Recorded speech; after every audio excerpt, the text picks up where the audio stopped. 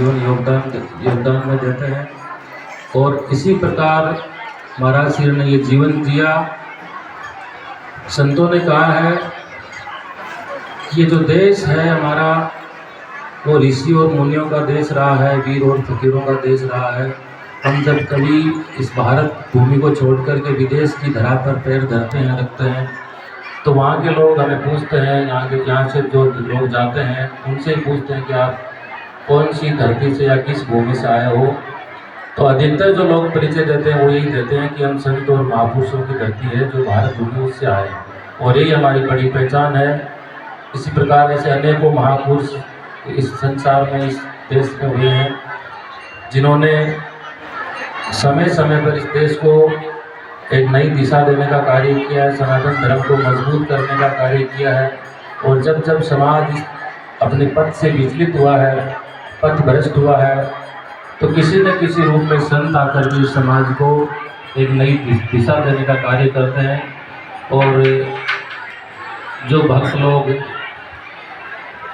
यहाँ आकर के जो भूल जाते हैं अपना जीवन कि भगवान ने हमें किस कारण, किस लिए इस धरती पे उतारा है, तो गुरु महाराज ही और संत महापुरुष ही हमें ज्ञान करवाते हैं और ये बताते हैं कि आपका जन्म किसी कारणवश हुआ है, वो आप सबको पता होना चाहिए।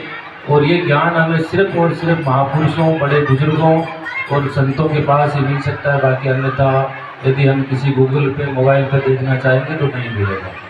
इसलिए बाबा खिमादास जी महाराज ने कहा है कि वीरो राम नाम गुण गाओ और अवसर आयो है हाथ मुकुट में मति गवाओ। ये जो मनुष्य योनि है, ये कई बार 184 योनि भोगने के बाद ये मनुष्य जन्म मिलता है और हमें मिला भी है। तो इस मनुष्य जन्म को हमें ऐसे गफलत में या मुफ्त में नहीं गंवाना है। हमें मनुष्य जन्म मिला है तो हम संसार में आए हैं, तो हम किसी संत या महापुरुष की शरण में जाएं, जैसे आज आप यहीं पधारे हैं, और उनसे ये ज्ञान लें, उनका ध्यान करें, उनसे शिक्षा और दीक्षा लेकर के हम ये बोध कराएं। गुरु महाराज जी हमें बोध कराते हैं कि आपका जन्म इसलिए हुआ है, वो ज्ञान करवाते हैं, सही दिशा देते हैं। इसी रूप में बाबा खिमादास जी महाराज ने कहा है कि वीरो राम नाम गुण गाओ अवसर आयो हाथ मुकुट में मति गवाओ। 184 भटकत भटकत मुश्किल मोको आयो और सत्पुरुषों का साथ करो ते गफलत दूर हटाओ। हमारे जीवन में कई प्रकार के संघर्ष और ऐसी आपदाएं विपदाएं आती है कि हमारा जो जीव है, मन है, वो कई बार विचलित हो जाता है। तो विचलित होने की आवश्यकता नहीं है। हमारे जो अतीत में, जो प्राचीन काल में जो महापुरुष हुए उनका हम उनके ग्रंथ पढ़ें, उनके जीवन को पढ़ें, और जो वर्तमान में साधु संत है उनके शरण में जाकर के हम अपने अतीत को पहचान सकते हैं और अपने जीवन को सफल बना सकते हैं। दूसरी बात, आज का जो युग है वो शिक्षा का युग है, आप सब जानते हैं। तो मैं इतना ही कहूँगा कि अपने बच्चों को अच्छी शिक्षा दें, अच्छे संस्कार दें। और ये काम अभी पहले भी था और वर्तमान में भी, ये जो पहला कार्य है ये माँ का है। जब बच्चा इस जन्म लेता है तो हम सब जानते हैं कि उसकी जो प्रथम गुरु है उसका वो माँ ही होती है।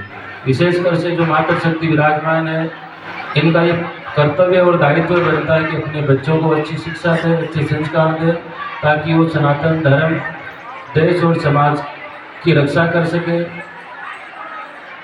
और जीवन में वो चीज़ हासिल करें जो उसको चाहिए।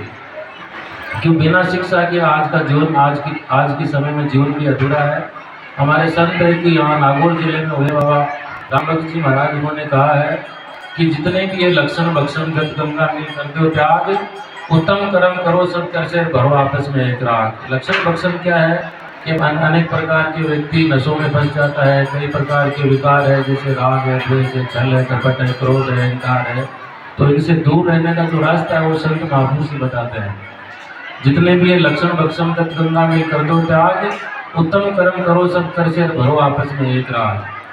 कि भगवान ने हमें बुद्धि दी है और दो हाथ दिए हैं, तो इनसे अच्छे कार्य करें और अच्छा कर्म करें। जितने भी ये लक्षण भक्षण गत गंगा मिल कर दो त्याग, उत्तम कर्म करो सब कर से भरो आपस में एक राग। एक जैसा और नहीं दूजा दूर करो द्वितीय का दाग, हुनर में उस्ताद बनो विद्या पढ़ो गो को बाग। ऐसा सुना है और ये पढ़ा भी है, आंकड़े भी बताते हैं कि 3% नौकरियां सिर्फ लगती है जो पढ़े लिखे लोग हैं, बाकी 97% लोग तो ऐसे ही घूमते फिरते रहते हैं, कई कार्य करते हैं। तो संतों ने यह भी बताया हमें कि जरूरी नहीं कि हम पढ़ लिख करके नौकरियां ही लगे। हालांकि माँ बाप और परिवार की इच्छा होती है, इसलिए बेटा और बेटियों को पढ़ाते हैं कि वो जाकर के अच्छी शिक्षा ग्रहण करके नौकरियां लगे, जिससे उनका परिवार और वो परिवार की जिम्मेदारियां पूरी कर सके। यदि हम नौकरी नहीं लग पाए तो ऐसा हाथ का हुनर हमें सीखना चाहिए, चाहे छोटा मोटा कोई भी काम हो। कर्म में कोई शर्त नहीं होनी चाहिए, लेकिन वो कार्य शुभ हो, अच्छा हो। तो ऐसा हाथ का हुनर भी हमारे पास होना चाहिए जिससे हम परिवार की आजीविका और अपना परिवार चला सकें। हुनर में उस्ताद बनो, विद्या पढ़ो, भोगो भाग, और जिसकी हिम्मत उसकी कीमत, दुनिया में 2 दिन का भाग।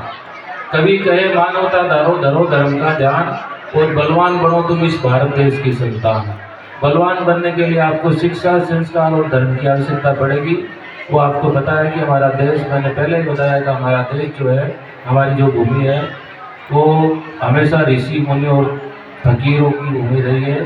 तो हमें ज़्यादा इस पर सोच विचार करने की चिंता नहीं, हमें ये करना है कि शिक्षा, संस्कार और हमारा समर्पण भी इस देश के प्रति होना चाहिए, समाज के प्रति होना चाहिए। समाज का मतलब ये नहीं है कि एक जाति विशेष की बात है।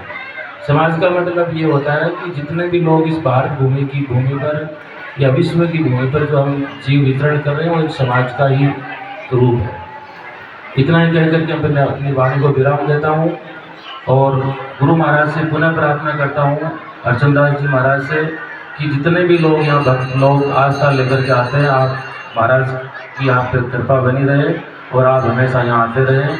और बालकदास जी महाराज अभी महाराज बता रहे थे कि महाराज मैं तो सेवा पूजा कर लेता हूँ, और जितना ज्ञान गुरु महाराज ने जो मुझे बताया मैं उनकी पूर्ण से पालना करता हूँ। और मैं विश्वास के साथ कह सकता हूँ कि एक दिन वो समय आएगा जल्दी कि महाराज श्री भी अपना पूरा परिचय इस आसपास के क्षेत्र में लहराएंगे। और वास्तव में महाराज इस आश्रम को लेकर के और यहाँ की जो गरीब जनता या भक्त श्रद्धालु लोग हैं उनको लेकर के चिंतित है। महाराज श्री भी अच्छा कार्य करना चाहते हैं, हम सब महाराज जी के साथ हैं, और भगवान की कृपा आप पे और इन पे हम सब पे बने रहे। जय साहिब की, जय गुरु महाराज।